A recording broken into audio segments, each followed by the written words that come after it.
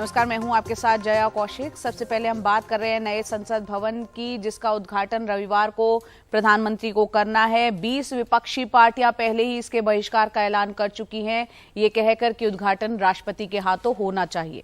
वहीं इस संबंध में एक जनहित याचिका सुप्रीम कोर्ट में दाखिल की गई, जिस पर आज सुनवाई होगी। सुप्रीम कोर्ट में जस्टिस JK माहेश्वर की बेंच इस मामले पर सुनवाई करेगी। कोर्ट में दाखिल याचिका में कहा गया है कि राष्ट्रपति देश की प्रथम नागरिक है। संविधान के अनुच्छेद 79 के मुताबिक राष्ट्रपति संसद का भी अनिवार्य हिस्सा है। और क्या कुछ इस याचिका में कहा गया है, और ये जानकारी देने के लिए हमारे सहयोगी आशीष भार्गव हमारे साथ जुड़ रहे हैं। आशीष, ये याचिका किसकी तरफ से दाखिल की गई है, कितने बजे सुनवाई है, और क्या क्या कहा गया है इस याचिका में? ये देखिए, एक वकील है सुप्रीम कोर्ट के CR गयासुद्दीन, उनकी तरफ से ये याचिका दाखिल की गई है। आज इस पर सुनवाई होनी है। जस्टिस JK माहेश्वरी और जस्टिस PS नरसिम्हा की बेंच है। करीब 12 बजे करीब उम्मीद करते हैं कि सुनवाई आएगी। लेकिन ये इस याचिका में कहा गया है कि सुप्रीम कोर्ट निर्देश दे लोकसभा सचिवालय को और केंद्र सरकार को कि नए संसद भवन का जो उद्घाटन है वो राष्ट्रपति के हाथ से कराया जाए, क्योंकि राष्ट्रपति जो है वो दोनों सदनों के नेता है। जब भी से उनको संसद के दोनों सत्र बुलाने का अधिकार है। इसके अलावा वो उत्सव जो भी बड़े निर्णय लिए जाते हैं सरकार द्वारा, वो राष्ट्रपति के नाम से लिए जाते हैं, और वो देश के प्रथम नागरिक है। इसलिए राष्ट्रपति को इस तरह न बुलाना उनके लिए सम्मान की बात नहीं है, और देश के सम्मान के लिए भी ठीक नहीं है ये। इसलिए उन्होंने कहा है कि इस तरह के आदेश जारी किए जाए। तो एक अहम सुनवाई इस मुद्दे पर होनी है। हालांकि कोर्ट को ये देखना है कि क्या वो इस तरह के आदेश जारी कर सकता है कि कौन उद्घाटन करे, क्योंकि यहाँ पर याचिकाकर्ता को ये भी साबित करना होगा कि इसके कौन से मौलिक अधिकार का ये उल्लंघन हो रहा है। तो बहुत इस तरह के कई मामले पहले भी आए हैं कि ऐसे, हालांकि इस तरह के नहीं आए, लेकिन किससे मिलते जुलते मामले आए हैं। तो ऐसे में सुप्रीम कोर्ट का रुख क्या रहता है, ये देखने वाली बात है। बिल्कुल, सुप्रीम कोर्ट का क्या रहता है रुख, ये देखने वाली बात है। और 12 बजे के आसपास इस पर सुनवाई हो सकती है। तमाम जानकारी दे रहे थे हमारे सहयोगी आशीष भार्गव। और वहीं आगे बढ़ते हैं, बात करते हैं 28 मई। दरअसल ये वो तारीख है जिस दिन नए संसद भवन का उद्घाटन समारोह है और प्रधानमंत्री मोदी इसका उद्घाटन करेंगे। लेकिन इसे लेकर जबरदस्त सियासी घमासान मचा हुआ है। 20 विपक्षी पार्टियों ने उद्घाटन समारोह का बहिष्कार किया है। वहीं समारोह में शामिल होने वाले दलों की संख्या 25 हो गई है। इनमें NDA में शामिल 18 दलों के साथ ही 7 गैर NDA दल भी हैं। नई संसद के समर्थन में जो गैर NDA दल हैं उनमें शामिल है BJD, YSR Congress, Akali Dal, BSP, लोक जनशक्ति पार्टी पासवान, इसके अलावा JDS और TDP।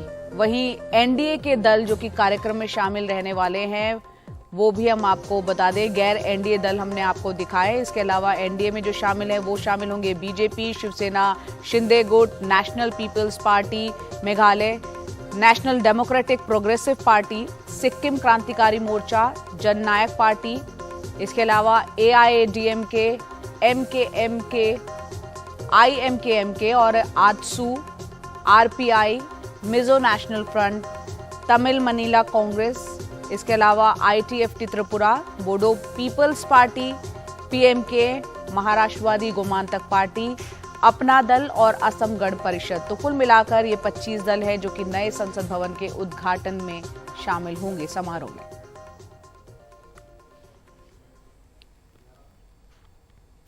कर्नाटक का जिक्र कर लेते हैं। यहाँ पर मुख्यमंत्री सिद्धारमैया की सरकार में बताया जा रहा है करीब करीब 20 से 24 विधायक शनिवार को मंत्री पद की शपथ ले सकते हैं। सूत्र बता रहे हैं कि दिल्ली में मुख्यमंत्री सिद्धारमैया और डिप्टी CM DK शिवकुमार और पार्टी के केंद्रीय नेताओं के बीच हुई बैठक में नामों को अंतिम रूप दे दिया गया है और मुख्यमंत्री सिद्धारमैया आज राहुल गांधी से मुलाकात करेंगे, इस तरह की खबरें हैं।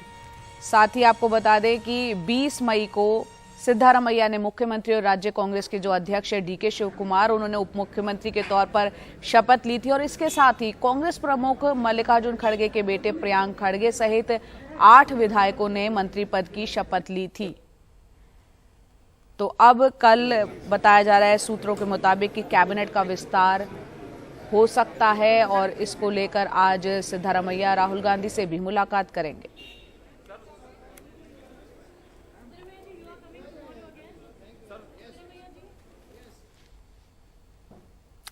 दिल्ली के मुख्यमंत्री अरविंद केजरीवाल के सरकारी घर में हुए रेनोवेशन के मामले में विजिलेंस विभाग ने जांच की और रिपोर्ट दिल्ली के एलजी को सौंप दी। और इस रिपोर्ट के मुताबिक बिल्डिंग प्लान मंजूरी के बिना सीएम हाउस में निर्माण हुआ।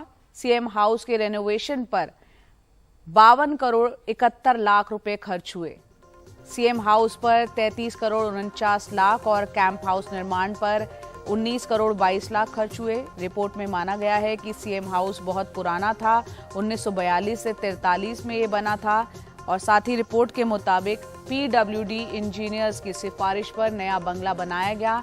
पीडब्ल्यूडी के इंजीनियर्स ने 15 से 20 करोड़ के खर्च का अनुमान लगाया था और निर्माण के लिए 20 अक्टूबर 2020 को 8 करोड़ 61 लाख रुपए का पहला टेंडर जारी हुआ था। पहले टेंडर में नई बिल्डिंग बनाने का जिक्र नहीं था, बाद में कई नए प्रस्ताव जोड़े गए।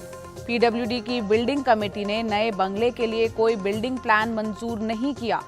सीपीडब्ल्यूडी मैनुअल 2019 के मुताबिक लोड बेयरिंग स्ट्रक्चर की लाइफ 55 साल होती है और इस हिसाब से मुख्यमंत्री आवास को 1997 में ध्वस्त कर देना चाहिए था। पीडब्ल्यूडी ने ऐसा कोई दस्तावेज नहीं दिया जिससे कि ये पता चले कि बिल्डिंग की मरम्मत हुई या फिर उसकी लाइफ बढ़ाई गई। और सीएम हाउस के रेनोवेशन पर बनी विजिलेंस की इस रिपोर्ट पर आम आदमी पार्टी ने अपनी प्रतिक्रिया दी है, निशाना साधा है, बयान जारी किया है। कहा है कि सीएम की छवि खराब करने की ये नाकाम कोशिश हुई है। अब बीजेपी सीएम आवास को निशाना बना रही है। इस रिपोर्ट में ऐसा कुछ भी नहीं जिसे कि अपराध कहा जा सके। सीएम केजरीवाल की लोकप्रियता देश में बढ़ रही है, इसलिए सीएम केजरीवाल के पीछे सभी एजेंसियों को लगा दिया गया है।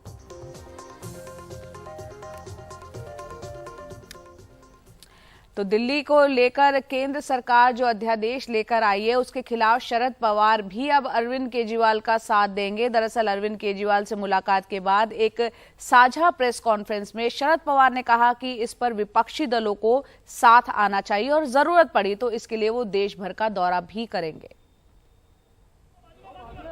केंद्र के अध्यादेश के खिलाफ एनसीपी का समर्थन लेने आए दिल्ली के मुख्यमंत्री अरविंद केजरीवाल और पंजाब के मुख्यमंत्री भगवंत मान के स्वागत के लिए एनसीपी के राज्य के बड़े नेता वाईबी चौहान सेंटर के नीचे आए। तकरीबन आधा घंटे की मुलाकात के बाद शरद पवार और अरविंद केजरीवाल ने संयुक्त पत्रकार परिषद की। केजरीवाल ने कहा कि दिल्ली में अफसरों के तबादले तैनाती पर सुप्रीम कोर्ट तक जाकर उन्होंने जो लड़ाई जीती उसे केंद्र ने 8 दिन में अध्यादेश लाकर पलट दिया। ये सबके लिए खतरनाक है और इस पर सबको एकजुट होना चाहिए। और शरद पवार साहब देश के आज मैं समझता हूं कि he is one of the tallest leaders which the country has. So हम शरद पवार जी से हमने निवेदन किया कि आपका तो सहयोग मिलेगा ही, लेकिन आप सारी पार्टियों से बात करके उनको सबको भी इस बिल के खिलाफ इकट्ठा करेंगे। इस अवसर पर साथ में मौजूद पंजाब के मुख्यमंत्री भगवंत सिंह मान ने कहा कि ये देश को बचाने की लड़ाई है। एनसीपी सुप्रीमो शरद पवार ने केजरीवाल को न सिर्फ अपने समर्थन का भरोसा दिया बल्कि अपने 56 साल के राजनीतिक करियर का हवाला देते हुए जरूरत पड़ने पर देश भर में घूमकर विपक्ष को एकजुट करने का दावा भी किया। 56 साल हो गए और इससे 64 साल का एक फायदा होता है कि देश के कौन से भी राज्य में जाए वहाँ कोई नेता हो, पार्लियामेंट का मेंबर हो, राज्यसभा का मेंबर हो, उनसे कुछ न कुछ व्यक्तिगत रिश्ते कई सालों से पैदा हुए। कई लोगों के साथ मैंने काम किया और इसलिए सवाल दिल्ली का या आपका नहीं, ये सवाल देश में इलेक्टेड गवर्नमेंट को राज चलाने का जो अधिकार लोगों ने दिया है इस पर हमले हो रहा है तो उससे बचाने का सवाल है। और इसलिए मेरी तरफ से हमारे पार्टी की तरफ से तो आपको साथ मिलेगी, मगर अन्य राज्यों में जहाँ जाकर उनको से बचा सकते हैं उनको आपके साथ लाने के लिए सुझाव दे सकते हैं कि ये भी जिम्मेदारी कुछ हद तक हम लेंगे। अरविंद केजरीवाल इस मुद्दे पर इसके पहले उद्धव ठाकरे के अलावा बंगाल की मुख्यमंत्री ममता बनर्जी और बिहार के मुख्यमंत्री नीतीश कुमार से भी मुलाकात कर चुके हैं। सारी लड़ाई इस अध्यादेश को राज्यसभा में रोकने की है। कांग्रेस के साथ के बिना ये संभव नहीं होगा, मगर इस पर कांग्रेस ने खुलकर कुछ नहीं कहा है। उधर नए संसद भवन के उद्घाटन समारोह को लेकर बीजेडी और वाईएसआर कांग्रेस जिस तरह साझा विपक्ष के ऐलान से अलग हैं, उससे भी एक संकेत मिलता है। किसी भी मुद्दे को नया ट्विस्ट कैसे देना है, ये शरद पवार से सीखने जैसा है। कहाँ तो देश भर में चर्चा है कि सेंट्रल वेस्टा के उद्घाटन पर विपक्ष के बहिष्कार की, लेकिन शरद पवार ने तो उसकी जरूरत पर ही सवाल खड़ा करके एक नया मुद्दा दे दिया है। शरद पवार का कहना है कि सेंट्रल विस्टा की जरूरत थी या नहीं, पहले इस पर चर्चा होनी चाहिए थी। मुंबई से कैमरामैन राजन दयाल के साथ सुनील सिंह, एनडीटीवी इंडिया के लिए।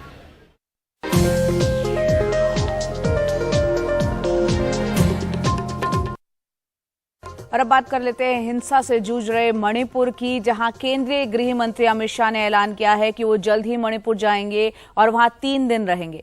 उन्होंने मणिपुर के लोगों से शांति बनाए रखने की अपील की और वादा किया कि समाज के सभी वर्गों के लिए न्याय सुनिश्चित किया जाएगा। गृह मंत्री अमित शाह 29 मई को मणिपुर जाएंगे और 1 जून तक वहां रहेंगे। मणिपुर के बिष्णुपुर में बुधवार को फिर से हिंसा हुई थी और हथियारबंद लोगों ने एक युवक को गोली मार दी थी, जिससे उसकी मौत हो गई थी। वहीं हिंसा की दूसरी घटनाओं में 2 लोग घायल हुए थे। मेरा अपील है मणिपुर के अंदर सभी भाइयों बहनों को कि आप एक बार पहले जैसे मणिपुर के लिए हम 6 साल से मणिपुर में शांति से आगे बढ़े, एक भी बंद नहीं हुआ, एक भी ब्लॉकेड नहीं हुआ, और आज एक अदालत के निर्णय के कारण जो विवाद हुआ है, वो विवाद को हम चर्चा से, वार्ता से और शांति से इसका रास्ता निकालें। किसी के साथ अन्याय न हो, ये नरेंद्र मोदी सरकार की नीति है। मैं खुद कुछ दिन के बाद मणिपुर जाने वाला हूं और 3 दिन तक वहां रहकर सभी मणिपुर के भाइयों बहनों के साथ बात कर शांति स्थापना के लिए बात करूंगा। खबर मध्य प्रदेश से, जहां पर्चे पर विवाद हो गया है। दरअसल इंदौर के रावजी बाजार थाना क्षेत्र में कथित तौर पर एक विवादित पर्चे बंटने से यहां पर बवाल हुआ है। इस पर्चे में आरएसएस और बजरंग दल से जुड़े हुए लोगों को काफिर बताया गया है। साथ ही पर्चे में कई तरह के आरोप भी इन संगठनों पर लगाए गए हैं। इसमें मुस्लिम लड़कियों को आगाह किया गया है कि वो हिंदू लड़कों से सावधान रहें। पुलिस ने मामला दर्ज कर इसकी जांच शुरू कर दी है। देखते हैं अनुराग दौरी की रिपोर्ट। बहन तू अपना शिकार न बनना, तो भगवा लव ट्रैप में न फंसना। तेरी इज्जत सारी दुनिया के मुसलमानों की जान से ज्यादा कीमती है। इंदौर के रावजी बाजार इलाके में कथित तौर पर कुछ ऐसे पर्चे बांटे गए। इस पर्चे को लेकर एक महिला ने अज्ञात लोगों के खिलाफ शिकायत दी है। कहा आरएसएस और बजरंग दल को बदनाम करने के लिए पर्चे बांटे गए हैं। ये थाना रावजी बाजार में एक आवेदिका ने कल एक रिपोर्ट लिखाई है, जिसके अनुसार जो है वो कुछ 2-3 दिन पहले जो है रावजी बाजार थाना क्षेत्र के कलालपुरी क्षेत्र में जो है कुछ लोग जो है वो कुछ आपत्तिजनक पर्चे वितरित कर रहे थे, जिसमें कुछ संगठनों के विरुद्ध आपत्तिजनक शब्दों का इस्तेमाल किया गया था, जिस पर से जो है वो थाना रावजी बाजार पर 153 का प्रकरण पंजीबद्ध करके विवेचना में लिया गया है। मामले में सरकार का रुख सख्त है। तो उस इलाके के सारे सीसीटीवी फुटेज जिन्होंने शांति भंग करने की कोशिश की है, भ्रम फैलाने की कोशिश की है, भ्रम के माध्यम से भय फैलाने की अगर कोई कोशिश कर रहा है तो ये कोई भी नहीं बख्शा जाएगा। सब पर कड़ी कार्रवाई होगी। सारे सीसीटीवी फुटेज खंगाले जा रहे हैं, कितना ये पर्चे फेंके। सूत्रों के मुताबिक इलाके की एक मस्जिद के बाहर कथित तौर पर ये पर्चे बांटे गए, लेकिन आधिकारिक तौर पर पुलिस ने इसकी पुष्टि नहीं की है। किसी भी पर्चे के नीचे उसे छापने वाले प्रकाशक का नाम भी लिखा जाता है, लेकिन इस पर्चे को किसने छापा है इसका खुलासा अभी तक नहीं हुआ है। वैसे पुलिस ने मामला दर्ज कर जांच शुरू कर दी है। इंदौर में अपने सहयोगी समीर और भोपाल से कैमरा पर्सन रिजवान खान के साथ अनुराग द्वारी, एनडीटीवी इंडिया। राजस्थान के अलवर में रकबर खान मॉब लिंचिंग मामले में अदालत ने एक कल बड़ा फैसला सुनाया। कोर्ट ने 4 आरोपियों को दोषी करार देते हुए 7-7 साल की सजा सुनाई है। साथ ही एक आरोपी को बरी किया है। राजस्थान के अलवर में रकबर खान को पीट के उसकी हत्या को अंजाम देने के केस में 7 साल की सजा। मामला 20 जुलाई 2018 की रात का है, जब रकबर और असलम गाय को लेकर पैदल अपने गांव हरियाणा जा रहे थे। अलवर की तलवंडी के पास रात को कुछ युवकों ने उसको रोका और फिर उनकी जम के पिटाई की। असलम भाग निकला, लेकिन रकबर को पीटने के बाद युवकों ने उसे पुलिस के हवाले कर दिया। पुलिस ने उसे करीब 3 घंटे बाद अस्पताल पहुंचाया। तब तक रकबर की मौत हो चुकी थी। 341 और 304 पार्ट फर्स्ट में कन्विक्शन किया गया है। पार्ट 304 पार्ट फर्स्ट में 7 साल की सजा दी गई है चारों अभियुक्तगण को और 10-10 हज़ार रुपये का जुर्माना किया गया है। जहां 341 जो सेक्शन है उसमें 1 माह का दंड और 500 रुपये जुर्माना किया गया है। न्यायिक जांच इस पर्पज से की गई थी कि एलिगेशन ये लगाए जा रहे थे कि हमारी पुलिस जो है उसने इस घटना में सक्रिय भाग लिया है, लेकिन न्यायिक जांच करने वाले अतिरिक्त मुख्य न्यायिक मजिस्ट्रेट उन्होंने जो न्यायिक जांच की थी उसमें केवल उन्होंने पुलिस का इतना सा ही गलती मानी थी कि उन्होंने मेडिकल हेल्प जो है इसको इन टाइम नहीं दिलाई। 5 में से 4 आरोपियों को 7 साल की सजा सुनाई गई है। कोर्ट में सजा के बाद जम के नारेबाजी हुई।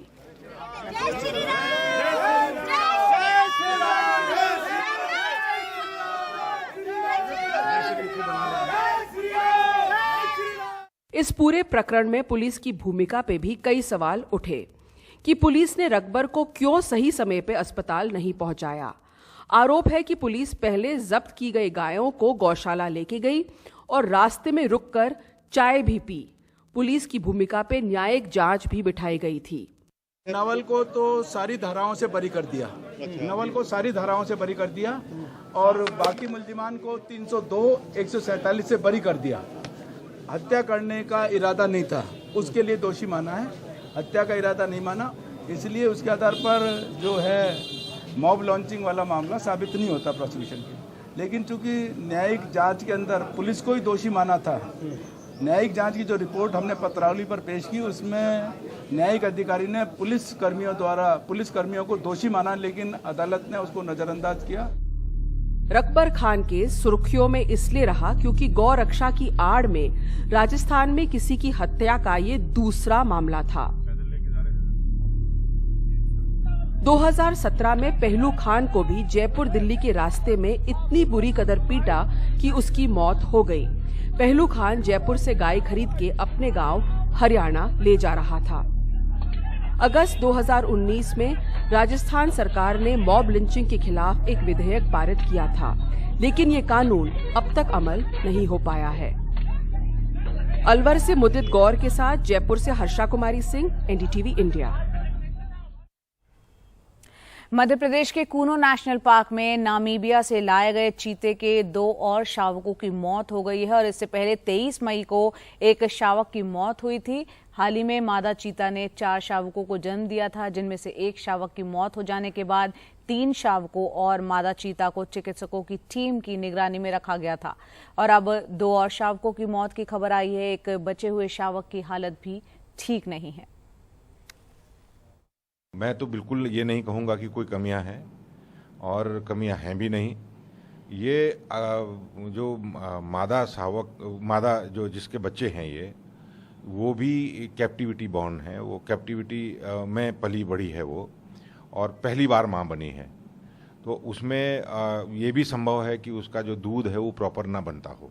एक्सेप्शनली हॉट दिन था वो 23 तारीख को, 47 डिग्री। अब छोटे से नन्ही सी जान और वो इतनी मतलब लू के उसमें लू वर्चुअली चल रही है, इतनी गर्मी में डिहाइड्रेशन तो एक्सपेक्टेड है।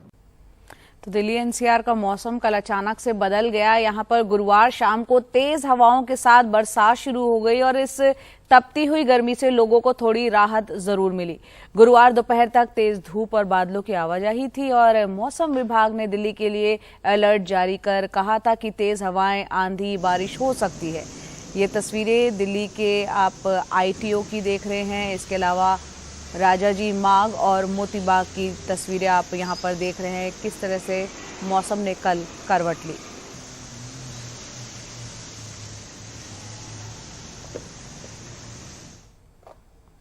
और मानसून की बात करते हैं। इस साल मानसून सामान्य रहने के आसार है, लेकिन कुछ असर एल नीनो का भी दिख सकता है। हालांकि एल नीनो का बहुत सख्त असर पड़ेगा इसका अंदेशा नहीं है। ये बात एनडीटीवी से एक्सक्लूसिव बातचीत में पृथ्वी विज्ञान मंत्रालय के सचिव डॉक्टर एम रविचंद्रन ने कही है। उपग्रह से आ रही इन तस्वीरों पर मौसम वैज्ञानिकों की नजर है। इस साल जुलाई अगस्त में एल नीनो की मौजूदगी रह सकती है। अमूमन एल नीनो की वजह से समुद्र की सतह बेहद गर्म हो जाती है और मॉनसून की दिशा और दशा पर इसका खासा असर पड़ता है। लेकिन भारतीय मौसम विभाग को उम्मीद है कि इस साल एल नीनो उतना सख्त नहीं होगा। वैसे भी भारतीय मॉनसून कई वजहों से प्रभावित होता है, एल नीनो से उसका सीधा संबंध नहीं है। हमारे यहाँ पर 2-3 बहुत ग्लोबल फैक्टर्स हैं जो हमारा मॉनसून को अफेक्ट करता है। उनमें से एल नीनो हमारे लिए फेवरेबल नहीं है, मगर इंडियन ओशन डाइपोल हमारे लिए फेवरेबल है। इन सभी फैक्टर को कंसिडर करके अभी बोला जा रहा है कि नॉर्मल मॉनसून होने का संभावना है। मौसम विभाग के मुताबिक पिछले 16 बार जब मॉनसून सीजन के दौरान एल नीनो हुआ, 9 बार मॉनसून औसत से कमजोर रहा, जबकि 7 बार मॉनसून सामान्य रहा। एनडीटीवी से एक्सक्लूसिव बातचीत में पृथ्वी विज्ञान मंत्रालय के सचिव डॉक्टर एम रविचंद्रन ने कहा, वो इस साल सामान्य मॉनसून की उम्मीद कर रहे हैं। It is not necessarily all El Nino will impact the monsoon. As I mentioned, there are other influences like Atlantic Nino or Indian Ocean Dipole, or in winter Eurasian snow cover, and there are many other factors. It is contributing to the monsoon. So you are expecting, as you have forecasted, yes, a normal whatever, monsoon. Yes. Whatever we have mentioned that earlier, it is identical. It is expected. Yeah.